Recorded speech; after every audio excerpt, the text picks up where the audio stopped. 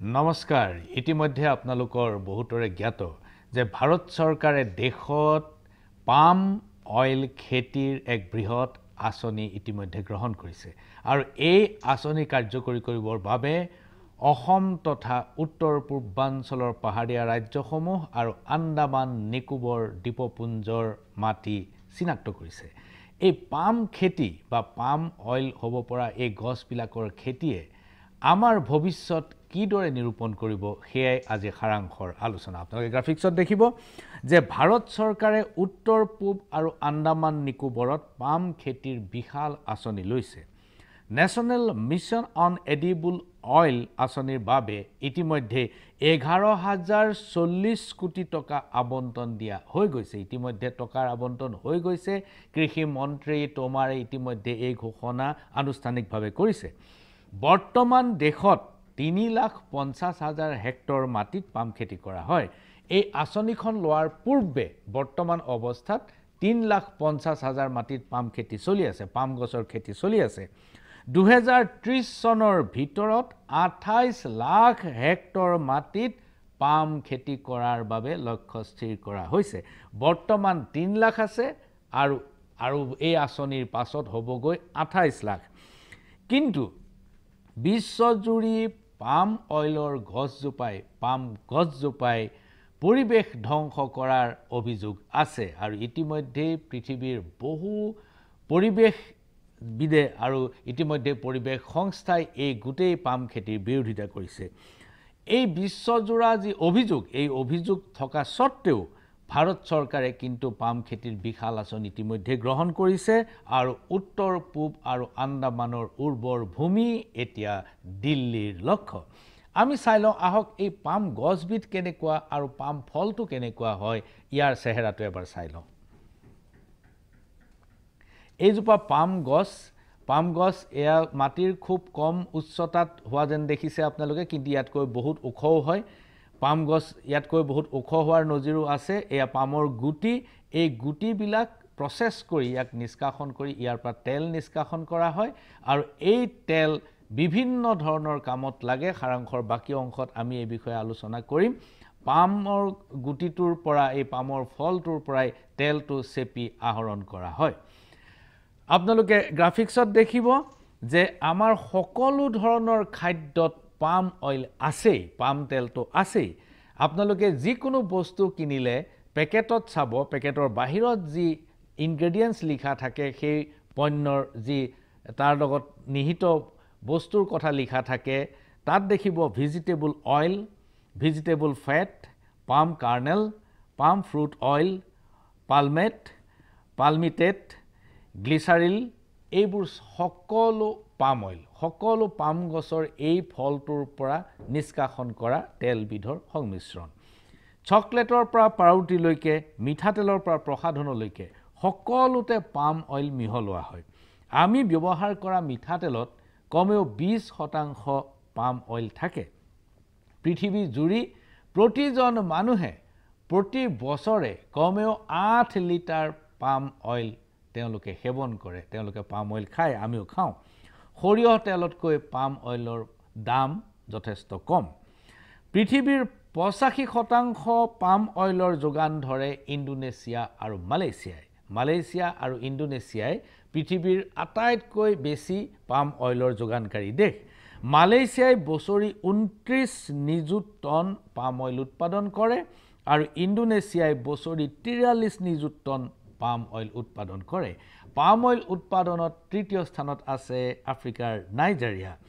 Palm oil ইতিমধ্যে হাজাৰ বছৰ ধৰি পৃথিৱীত ব্যৱহৃত হৈ আছে ঔদ্যোগিক বিপ্লৱৰ সময়ত ইংলেণ্ডত পাম অইলক লুব্ৰিকেন্ট হিচাপে অৰ্থাৎ আমি মোবিল যেনে ধৰণে ব্যৱহাৰ কৰোঁ সেই ধৰণে ব্যৱহাৰ কৰিছিল আৰু এই উদ্দেশ্যেৰে ব্ৰিটিছসকলে পশ্চিম আফ্ৰিকাৰ বহু ঠাইত পাম খেতি কৰিছিল পাম অইলৰ গুৰুত্ব বৃদ্ধিৰ লগে লগে 1960 চনৰ পৰা আমেৰিকায়ো পাম অইল খেতি আৰম্ভ কৰে পাম গছৰ খেতি আৰম্ভ কৰে আমেৰিকাৰ কলম্বিয়াত পাম গছৰ খেতিৰ ভীষণ ডাঙৰ প্ৰকল্প লৈছিল কিন্তু পাম খেতিৰ ফলত পৰিৱেশ ধ্বংস হোৱাত এই বিস্তাৰটো তেওঁলোকে কমাই আনিলে তাত এটা নিয়ন্ত্ৰণৰ ব্যৱস্থা কৰিলে ইংলেণ্ডত ইন্ধনৰ লগত বায়োফুয়েল যিটো বায়োডিজেল এই ইন্ধন এই বায়োডিজেলত পাম অইল মিক্স কৰা হয় পাম অইল তাত একাংশ পাম অইল থাকে ডিজেলৰ লগত মিক্স কৰা হয় কিন্তু পাম খেতিয়ে যেতিয়া পৃথিৱী জুৰি পৰিৱেশ ধ্বংস কৰাৰ যেতিয়া অভিযোগ আহিল তেতিয়া ইংলেণ্ডে এতিয়া কিছুমান নিয়ামক ব্যৱস্থা যিবিলাক ৰেগুলেটৰী ব্যৱস্থা এইবিলাক লৈছে লাহে লাহে তেওঁলোকে পাম অইলৰ ব্যৱহাৰটো কমাই আনিছে এতিয়া পাম অইলৰ ব্যৱহাৰৰ বাবে কি ধৰণৰ ঘটনা ঘটি আছে আৰু পাম খেতিয়ে পৰিৱেশ কেনেকৈ ধ্বংস কৰি আছে পৃথিৱী জুৰি আমি 2 মিনিটৰ এখন সৰু ডকুমেণ্টাৰী চাই লওঁ তাৰ পিছত আমি আগবাঢ়িম সাৰাংশৰ বাকি অংশলৈ There's a good chance you're not familiar with it, even though you'll find it in many of the products you use every day. It's in everything, from makeup and toothpaste to donuts, chocolate bars, and in some countries, biodiesel fuel. It goes by many names, but it's most commonly known as palm oil. Global consumption of palm oil has quintupled since 1990. Oil derived from the palm fruit is easy to extract, has a higher yield than other types of vegetable oils, and can be used in dozens of products. But the proliferation of palm oil also poses a massive environmental threat. Each year, palm oil plantations destroy millions of acres of forested land, create billions of tons of carbon pollution, and kill endangered wildlife. All of this makes the palm oil industry one of the worst environmental offenders on the planet. In 2015, over 62,000 square miles around the world, much of it former forests, were committed to palm oil plantations. That's an area 4 times the size of Switzerland. Palm oil is one of the top 3 drivers of deforestation in Indonesia, a country that supplies more than half of global demand. Each year in Indonesia, fires are set to clear forested lands to make way for palm oil production. Just last year, over 10,000 square miles were torched, creating fires so big they could be seen from outer space. All of this unleashes massive amounts of carbon into the air. Fires in 2015 added more than 2 billion tons of carbon dioxide and other greenhouse gases into the atmosphere. The burning of forests to clear land for plantations threatens the 10,000 square mile Luso ecosystem in Sumatra, the largest intact swath of rainforest in Southeast Asia. It's home to hundreds of unique species and is the only place left in the world where orangutans, rhinos, tigers, bears, and elephants live side by side. But their home is disappearing around them. The Sumatran tiger and the Sumatran rhino are threatened with extinction. Only a few hundred of each species exist in the wild, and their habitats are often in the path of land clearing. In Borneo, there has been a 50% decrease in orangutan populations in the past 65 years. This is a direct result of the forest fires and conversion of woodlands for palm oil cultivation. Alongside logging and mining, land clearing for agriculture is currently one of the leading causes of deforestation. If consumers don't demand more sustainable practices soon, the products we buy can and will contribute to the loss of the world's rainforests. You can help by purchasing products that do not contain palm oil, or if they do, were made sustainably. There's a good chance you're... প্ৰিয় দৰ্শক আপোনালোকে ইতিমধ্যে গম পাইছে যে আপুনি ব্যৱহাৰ কৰা লিপষ্টিক কেক সকলো তেল আৰু অন্যান্য সামগ্ৰীত সকলোতে পাম অইল নিহিত থাকে আৰু পাম অইল উৎপাদনৰ বাবে বহু দেশত ইতিমধ্যে অৰণ্য ধ্বংস কৰা হৈছে জাভা সুমাত্ৰা আদি বৰ্ণিয় আদি দ্বীপবিলাক একেবাৰে নিশ্চিহ্ন হোৱাৰ পথত তাৰ প্ৰকৃতি ওৰাং ওটাঙৰ বাসভূমি বৰ্ণিয়ত 50% ওৰাং ওটাং কমি গৈছে সুমাত্ৰা দ্বীপপুঞ্জত যি সুমাত্ৰান ৰাইনো যি গড়ৰ বাবে বিখ্যাত আছিল সেই গড় মোটামুটি এতিয়া একেবাৰে নিশ্চিহ্ন হ'বলৈ ধৰিছে আৰু সুমাত্ৰাৰ গড় সংৰক্ষণৰ বাবে তাৰ চৰকাৰে ইতিমধ্যে পৃথিৱীৰ প্ৰতিষ্ঠানক অন্যান্য প্ৰতিষ্ঠানক আমন্ত্ৰণ কৰিছে অসমৰ আৰণ্যক নামৰ প্ৰতিষ্ঠানটোৱে ইতিমধ্যে যোৱা 5 বছৰ ধৰি সুমাত্ৰান ৰাইনো কনজাৰভেশ্যনৰ কাৰণে সংৰক্ষণৰ কাৰণে তাত প্ৰকল্প ইতিমধ্যে চলাই আছে আমাৰ অসমৰ পৰাও গৈছে আৰণ্যক নামৰ গোষ্ঠীটো যি সুমাত্ৰান ৰাইনৰ সংৰক্ষণৰ ইতিমধ্যে কামকাজ যোৱা 5 বছৰ চলাই আছে ইয়াৰ উপৰিও এই যে বৰ্ষাৰণ্যৰ ওপৰত তাৰ কি প্ৰভাৱ এই যে বৰ্ষাৰণ্য ধ্বংস কৰা হৈছে হি পৃথিৱীলৈ কি গতি আনে পৃথিৱীৰ কি গতি কৰিব তাক চাব আপোনালোকে গ্ৰাফিক্সত দেখিব যে পৃথিৱী জোৰা বৰ্ষাৰণ্য যাক আমি ট্ৰপিক্যাল ৰেইন ফৰেষ্ট বুলি জানো এই বৰ্ষাৰণ্য হৈছে সভ্যতাৰ আয়ুষ ৰেখা যদি বৰ্ষাৰণ্য নাথাকে এই পৃথিৱীত সভ্যতা নাথাকিব এই বিস্তৃত অভয়াৰণ্যই পৃথিৱীৰ অক্সিজেন সন্তুলন স্বাভাৱিক কৰি ৰাখে পৃথিৱীৰ বায়ুমণ্ডলত যাতে কাৰ্বন আৰু অন্যান্য গ্ৰীণহাউছ গেছ যাতে বেছি নহয় তাৰ সন্তুলন ৰাখিবৰ বাবে এই বৰ্ষাৰণ্যৰ অত্যন্ত প্ৰয়োজন বিষুৱ ৰেখাৰ 10 ডিগ্ৰীৰ উত্তৰত আৰু 10 ডিগ্ৰীৰ তলত এই বৰ্ষাৰণ্য আছে গোটেই পৃথিৱী জুৰি গোটেই গোলকীয় ভূমিত এই বৰ্ষাৰণ্য অৱস্থিত বৰ্ষাৰণ্যত কোনো শুকান ঋতু নাই বছৰি গড় হিচাপে ন্যূনতম মিনিমাম মই কৈছো ন্যূনতম 60 মিলিমিটাৰ বৰষুণ তাত থাকে বৰষুণ বহুত বেছি হয় গোটেই বছৰৰ 12 মাহে হয় কিন্তু একেবাৰে বৰষুণ নোহোৱাৰ দিনতো তাত 60 মিলিমিটাৰ ন্যূনতম বৰষুণ থাকে কিন্তু যোৱা 25 বছৰত এই বৰ্ষাৰণ্যৰ চূড়ান্ত অৱনতি ঘটিছে World Wildlife Fund যেটো আটাইতকৈ পৃথিৱীৰ ডাঙৰ পুঁজি এই বন্যপ্ৰাণী সংৰক্ষণৰ বাবে এই WWF World Wildlife Fundৰ মতে যোৱা 20 বছৰত 30 লাখ হেক্টৰ বৰ্ষাৰণ্য ইতিমধ্যে ধ্বংস কৰা হৈছে অৰ্থাৎ এই শতিকাৰ আৰম্ভণিৰ পৰা 20টা বছৰ যোৱা বছৰটোলৈকে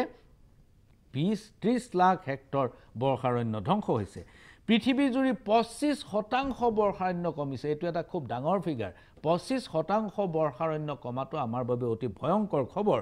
বছৰি প্ৰায় 1 লাখ হেক্টৰ বছৰি প্ৰত্যেক বছৰে 1 লাখ হেক্টৰ কৈ বৰ্ষাৰণ্য ধ্বংস কৰা হৈছে আৰু গৱেষকসকলে ইতিমধ্যে থিৰাং কৰিছে ইতিমধ্যে এইটো গৱেষণা কৰি তেওঁলোকে পাইছে যে পাম খেতিৰ বাবে ইয়াৰ 80% ধ্বংস কৰা হৈছে এই পাম অইলৰ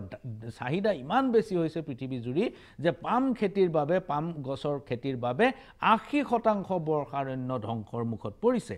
মালয়েছিয়া আৰু ইণ্ডোনেছিয়াত এতিয়া বায়ুমণ্ডলৰ কাৰ্বনৰ পৰিমাণ ভয়ংকৰভাৱে বেছি আপোনালোকৰ বহুতৰে মনত পৰিব 1991 চনৰ পৰা 1996 চনৰ ভিতৰত যেতিয়া ভাৰতৰ উচ্চতম ন্যায়ালয়ে উত্তৰ পূৰ্বাঞ্চলত যেতিয়া গছ কটা বন্ধ কৰি দিলে যেতিয়া তেওঁলোকে নিষিদ্ধ কৰিলে আদালতে তেতিয়া উজনি অসমৰ মাৰ্ঘেৰিটা অঞ্চলৰ তিনচুকীয়া জিলাৰ যিবিলাক প্লাইউড ফেক্টৰী আছে যিবোৰ ভেনিয়াৰ ফেক্টৰী আছিল সেইবিলাক চলাবৰ বাবে তেতিয়া কাঠ ডাঙৰ ডাঙৰ লগ তেতিয়া ইম্পোৰ্ট কৰিব লগা হৈছিল আমদানি কৰিব লগা হৈছিল আপোনালোকৰ মনত পৰিব অসমৰ নেশনেল হাইৱে তেতিয়া 37 নেশনেল হাইৱেৰ ওপৰেদি বহু ডাঙৰ ডাঙৰ দীঘল গছৰ টুকুৰা আপোনালোকে দেখিছিলে ট্ৰাকৰ ওপৰত সেইবোৰ মালয়েছিয়াৰ পৰা অহা কাঠ বুলি আমি সকলোৱে জানিছিলো সেই সময়ত পাম খেতিৰ বাবে যেতিয়া মালয়েছিয়াত অৰণ্য ধ্বংস কৰা হৈছিল তাৰ পৰা যিবিলাক কাঠ ওলাইছিল সেই কাঠবিলাক অসমলৈ আহিছিল আৰু অসমৰ প্লাইউড মিল কিট প্লাইকে ধৰি প্লাইউড আৰু ভেনিয়াৰৰ মিল চলিছিল আৰু এটা দিন আহিল মালয়েছিয়াত কাঠো শেষ হ'ল আৰু অসমৰ প্লাইউড মিলো বন্ধ হৈ গ'ল এতিয়া আহক পাপুয়া নিউ গিনি আৰু বৰ্নিও দ্বীপপুঞ্জত ভয়ংকৰ পৰিবেশ এতিয়াৰ বৰ্তমান যেটো সত্য যেটো বাস্তৱ হেতু হৈছে পাপুয়া নিউ গিনি আৰু বৰ্নিও দ্বীপপুঞ্জত এতিয়া পৰিবেশ একেবাৰে বিধ্বস্ত পাম খেতিৰ বাবে অৰণ্য ধ্বংস কৰা হৈছে যাৰ ফলত বৰষুণ অনিয়মীয়া হৈছে যি ঋতুত বৰষুণ আহিব লাগিছিল সেই ঋতুত বৰষুণ অহা নাই যি ঋতুত বৰষুণৰ প্ৰয়োজন আছিল সেই ঋতুত বৰষুণ নাই আৰু যি ঋতুত বৰষুণৰ প্ৰয়োজন নাই সেই ঋতুত বৰষুণ আহিছে যাৰ ফলত কি হৈছে অৰণ্যটো ধ্বংস হোৱাৰ কাৰণে বৰষুণ অনিয়মিত হৈ গ'ল আৰু অনিয়মিত বৰষুণৰ ফলত পাম খেতিও ক্ষতিগ্ৰস্ত হৈছে যিটো উদ্দেশ্যে তেওঁলোকে অৰণ্য ধ্বংস কৰিছিল পাম খেতিৰ বাবে সেই উদ্দেশ্য আজি ফলবতী হোৱা নাই পাপুয়া নিউ গিনি আৰু বৰ্নিওত পাপুয়া নিউ গিনিত 1990 চনৰ পৰা 2010 চন পৰ্যন্ত পাম খেতিৰ বাবে 96 লাখ হেক্টৰ বনাঞ্চল ধ্বংস কৰা হৈছে আৰু দক্ষিণ পূব এছিয়াৰ বহু দেশৰ অৱস্থাও ঠিক একে ধৰণৰ WWFৰ মতে যদি বৰ্তমানৰ হাৰত পাম খেতি অব্যাহত থাকে তেনেহলে 2030 চন আৰু বেছি দিন নাই মাত্ৰ 9 বছৰৰ পিছত পৃথিৱীত জলাভূমি বুলি যেটো পিটল্যান্ড বুলি কোৱা হয় এই জলাভূমি বুলি কোনো বস্তু নাথাকিব ইউৰোপত বায়োফুয়েল হিচাপে পাম অইল ব্যৱহাৰ কৰি আছে কিন্তু পৰিবেশৰ যি অৱস্থা সেই অৱস্থাই ইউৰোপিয়ান ইউনিয়নক বাধ্য কৰালে যে তেওঁলোকে পাম অইলৰ ওপৰত যি ৰাজ সাহায্য আছিল সেই ৰাজ সাহায্য ইতিমধ্যে বন্ধ কৰি দিছে এতিয়া আহক ভাৰতৰ নতুন প্ৰকল্পৰ কথাটোলৈ যোৱা 15 আগষ্টত লালকিল্লাত দিয়া ভাষণত প্ৰধানমন্ত্ৰী মোদীয়ে পাম খেতিৰ কথা উল্লেখ কৰিছে প্ৰধানমন্ত্ৰী মোদীয়ে 15 আগষ্টত কৈছে যে পৰ্যটন জৈৱিক কৃষি আৰু পাম তেলৰ খেতিত উত্তৰ পূবত বিপুল সম্ভাৱনা আছে উত্তৰ পূবৰ গোটেই পাহাৰীয়া ৰাজ্যবোৰত আৰু অসমত পাম খেতিৰ বিপুল সম্ভাৱনা আছে বুলি প্ৰধানমন্ত্ৰীয়ে উল্লেখ কৰিছে কিন্তু সত্যটো হ'ল যে উত্তৰ পূবত পাম খেতিৰ অতীত আৰু বৰ্তমান অতি ভয়ংকৰ আমাৰ উত্তৰ পূবত পাম খেতি হৈ আছে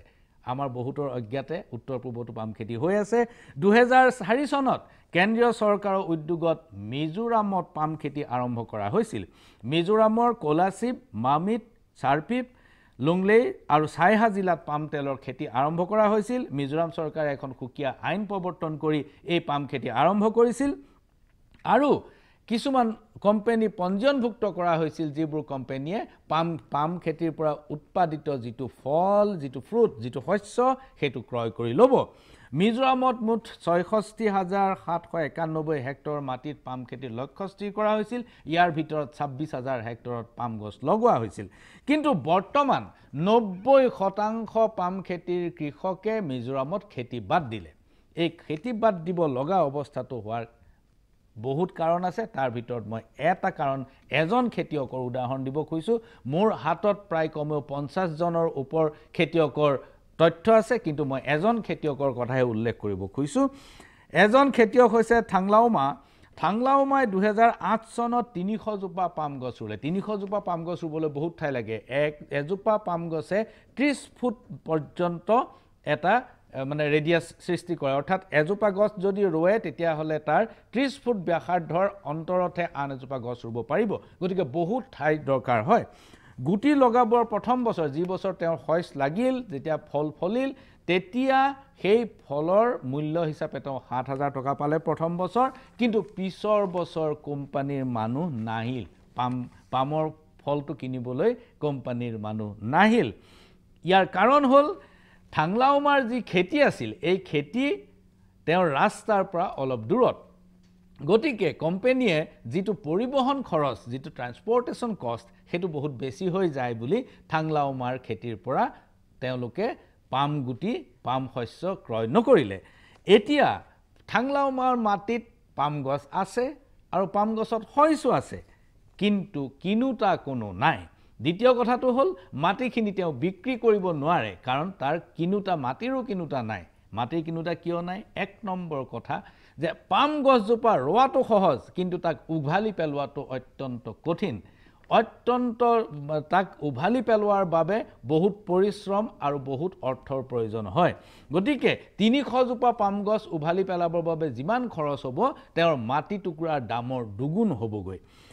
পাম গছে তেওঁৰ মাটিৰ উৰ্বৰা শক্তি সম্পূৰ্ণ ধ্বংস কৰিলে কাৰণ পাম গছে খুব সহজে পানী টানি লয় আৰু মাটিটো একেবাৰে শুকাই পেলায় থাংলাওমায়ে নিজৰ মাটিত নেমু আৰু আনাৰসৰ খেতি কৰিছিল কিন্তু পাম খেতিয়ে যেতিয়া পানীটো শুহি লৈ গুচি গ'ল তেতিয়া কাষৰীয়া অঞ্চলৰ নেমু খেতি আৰু আনাৰস খেতি সম্পূৰ্ণ ধ্বংস হৈ গ'ল আৰু একো খেতি নোহোৱা হ'ল মিজোৰামত গৱেষণা কৰি থকা কৃষি বিজ্ঞানীসকল পাম খেতিৰ দুৰ্ঘোৰ বিৰোধী কৃষি বিজ্ঞানীসকলৰ মতে পাম খেতিয়ে প্ৰথম অৰণ্য ধ্বংস কৰিব পাম গছ লগাবৰ কাৰণে আপুনি গছ কাটিব লাগিব অন্যান্য ফল থকা গছ কাটিব লাগিব এখন অৰণ্য সম্পূৰ্ণ পৰিষ্কাৰ কৰি ল'ব লাগিব দ্বিতীয় কথাটো হ'ল পাম গছে ইয়াৰ সাৰ আৰু পানী সম্পূৰ্ণ টানি লৈ যাব আৰু পাম গছ উভালি পেলাই নতুনকৈ খেতি কৰিলেও তাত কোনো ফল নফলিব মাটিৰ উৰ্বৰা শক্তি সম্পূৰ্ণৰূপে ধ্বংস কৰে আৰু উৰ্বৰা শক্তি ধ্বংস কৰাৰ ফলত পুনৰ তাক উৰ্বৰা কৰিবৰ কাৰণে খেতিয়কে অধিক সাৰ তাত দিয়ে সাৰ দিয়াৰ ফলত কি হয় সাৰ ব্যৱহাৰ কৰে আৰু সাৰ ব্যৱহাৰ কৰাৰ ফলত কি হয় বৰষুণে আকৌ পাহাৰীয়া জেগাত সাৰখিনি তললৈ নমাই লৈ গুচি যায় তাৰ ফলত আৰু অধিক সাৰ তেওঁলোকে ব্যৱহাৰ কৰে যাৰ ফলত মাটিৰ যি মাইক্ৰ অৰ্গানিজম অনুজীৱ এই সম্পূৰ্ণ ধ্বংস হৈ যায় গতিকে পাম খেতিয়ে সম্পূৰ্ণভাৱে মাটিটো আন খেতিৰ বাবে অনুপযোগী কৰি তোলে এতিয়া আহক ইমানবোৰ অভিযোগ সত্ত্বেও ভাৰত চৰকাৰে কিয় পাম খেতি কৰিবলৈ লৈছে মই এই বিষয়টো প্ৰশ্ন কৰিছিলোঁ আমাৰ যোগান মন্ত্ৰী ৰঞ্জিত দাসক আৰু মই এই কথাটো ভালদৰে তেওঁ বুজাবলৈ চেষ্টা কৰিছিলোঁ যে পাম অইলক মিঠাতেলৰ লগত যি মিশ্ৰণ হয় এই মিশ্ৰণৰ ফলত যি ব্লেন্ডিং হয় ব্লেন্ডিংৰ ফলত মিঠাতেলৰ দামটো কমি থাকে কিন্তু যেতিয়া মিঠাতেলত পাম অইল ব্লেন্ডিং কৰা নহয় তেতিয়া তাৰ দামটো উঠি যায় আৰু শেহতীয়াকৈ আপোনালোকে যে দেখিছে যোৱা 6 মাহ ধৰি মিঠাতেলৰ দাম ভীষণ দ্ৰুতগতিত বৃদ্ধি পাইছে ইয়াৰ কাৰণটো হ'ল ভাৰত চৰকাৰে পাম অইল আমদানি কৰাটো সম্পূৰ্ণ বন্ধ কৰিছে কাৰণ ভাৰত চৰকাৰৰ হাতত ফৰেইন কাৰেন্সি বিদেশী মুদ্ৰাৰ অভাৱ হৈছে ৭৫,০০০ কোটি টকাৰ পাম অইল ভাৰত চৰকাৰে আমদানি কৰে আৰু সেই টকাখিনি বচাবৰ কাৰণে তেওঁলোকে পাম অইল আমদানি বন্ধ কৰিছে আৰু উত্তৰ পূব আৰু আন্দামান নিকোবৰত পাম খেতিৰ বাবে উৎসাহিত কৰিছে ৰঞ্জিত দাসৰ সেই সাক্ষাৎকাৰটোৰ কিয়দংশ অকমান চাই লওঁ আহক তো হৈছে কি আগতে সৰিয়হৰ তেলত ব্লেন্ডিং কৰিব দিছিলে ভাৰত চৰকাৰে ব্লেন্ডিং কৰাৰ কাৰণে অনুমতি দিছিলে ব্লেন্ডিং মানে হৈছে কি তাত সয়া তেল হওক বা অন্য অইল মানে মিক্স কৰিব পাৰে সেইটো পাৰমিছিবল আছিলে অনুমতি দিছিলে ছমাহ পিছত চৰকাৰে ক'লে যে নহয় জনস্বাস্থ্যৰ প্ৰতি এইটো ক্ষতিকাৰক গতিকে ইমিডিয়েটলি ব্লেন্ডিংটো বন্ধ কৰিব দিলে আৰু ব্লেন্ডিংটো বন্ধ কৰিব দিয়াৰ পিছত সৰিয়হৰ তেলৰ দাম সমগ্ৰ ভাৰতবৰ্ষতে বৃদ্ধি হৈছে সৰিয়হৰ তেলৰ দাম সমগ্ৰ ভাৰতবৰ্ষতে বৃদ্ধি হৈছে এই কথাটো সঁচা মন্ত্ৰী ডাঙৰীয়া যে ব্লেন্ডিংটো বন্ধ কৰিছে যোৱা জুন মাহলৈকে এইটো ঠিকে আছিলে কিন্তু ইয়াত জুন মাহৰ পিছৰ পৰা ব্লেন্ডিং বন্ধ কৰা হ'ল এইটো কিন্তু সঠিক নহয় যে ব্লেন্ডিংটো স্বাস্থ্যৰ পক্ষে ক্ষতিকাৰক আছিল 20% মিক্সিং ক্লজ 11 মতে পাৰমিছিবল যিটো এক্ট আছে আমাৰ সেইমতে 20% আপোনাৰ সয়া তেল অথবা পাম অইল তাত ব্যৱহাৰ কৰিব পাৰি পূৰ্বতে যোৱা বছৰ অক্টোবৰ মাহতো ঠিক একেধৰণে কথাটো কৰা হৈছিল যে তেওঁলোকে কৰিছিল যে ব্লেন্ডিংটো বন্ধ কৰি চাইছিল কিন্তু ডিসেম্বৰত সেইটো খুলি দিবলগীয়া হ'ল সেইটো বাতিল কৰিবলগা হ'ল সেই ব্যৱস্থাটো মন্ত্ৰী ডাঙৰীয়া আপুনি এই কথাটো ভালদৰে জানিব মোতকৈ ভালকৈ জানিব যে ৭৫,০০০ কোটি টকাৰ আমি পাম অইল আৰু সয়া অইল ইম্পৰ্ট কৰোঁ আমদানি কৰোঁ ভাৰত চৰকাৰে এতিয়া পাম অইল আৰু সয়া অইল ইম্পৰ্ট কৰিব বিচৰা নাই কাৰণ ইমানখিনি ফৰেন কাৰেন্সি তাত খৰচ কৰিব খোজা নাই সেই কাৰণে তেওঁলোকে পাম অইল আৰু সয়া অইলৰ ব্লেন্ডিংটো বন্ধ কৰি সেই ফৰেন কাৰেন্সিটো দেশত ৰাখিব খুজিছে মই যদি বিপৰীতে কওঁ তেতিয়াহ'লে কম যে চৰকাৰৰ অৰ্থনৈতিক অৱস্থা অত্যন্ত বেয়া যিটো আপুনি মানি নল'ব গতিকে মই সেইকাৰণে কৈছোঁ যে তেওঁ ফৰেন কাৰেন্সি খৰচ কৰিব প্ৰিয় দৰ্শক এতিয়া সকলোৰে সন্মুখত এই ছবিখন স্পষ্ট যে ভাৰত চৰকাৰৰ হাতত পৰ্যাপ্ত বিদেশী মুদ্ৰাৰ অভাৱ যাৰ বাবে তেওঁলোকে পাম অইল ইম্পৰ্টটো বন্ধ কৰি ৰাখিছে আৰু উত্তৰ পূব আৰু আন্দামানত পাম খেতিৰ বাবে উৎসাহিত কৰিছে আমাৰ ভৱিষ্যত কি হয় সেয়া চৰকাৰৰ নীতিয়ে নিৰ্ধাৰণ কৰিব সাৰাংশ ইমানতে সামৰিছোঁ নমস্কাৰ